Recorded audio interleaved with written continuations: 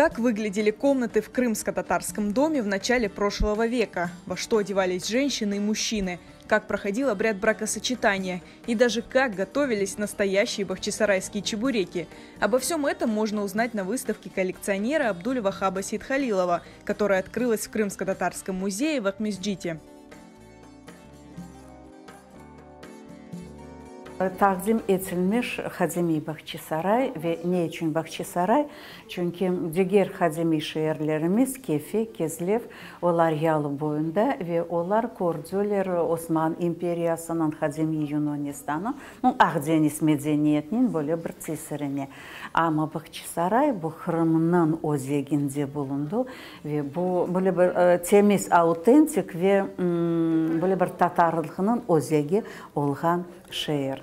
Рядом с каждой открыткой известной художницы Нины Жаба современная фотография, реконструирующая старинные изображения до мельчайших деталей. Эту работу коллекционер проделал для своей недавно вышедшей книги «Бахчисарай. Путь к истокам». На выставке представлена часть моей коллекции по всем темам, которые также представлены и в книге «Бахчисарай. Путь к истокам». Это структура города, это образ крымско-татарского мужчины, образ крымско-татарской женщины, интерьер жилищ. Многие вещи, присутствующие сейчас на выставке, это вещи, вернувшиеся на родину, вещи крымских эмигрантов. Это несколько волн эмиграции. В экспозиции можно увидеть предметы быта, посуду, старинные элементы костюма, украшения. Отдельная часть экспозиции посвящена образованию. Образование – это как раз то, чем мы должны гордиться и о чем мы должны знать. Ведь крымские татары были образованы со времен Крымского ханства. И Крым является родиной одной из первых высших учебных заведений Европы Занджирла медресе. На выставке представлены подлинные рукописи, печатные издания, серебряные печати преподавателей медресе.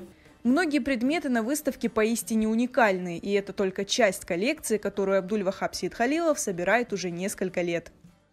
Есть такие уникальные вещи в этой экспозиции, которые впервые попали. Мы абстрактно знали, как они выглядят, но там теоретически, но практически вот так вот увидеть мы этого не видели.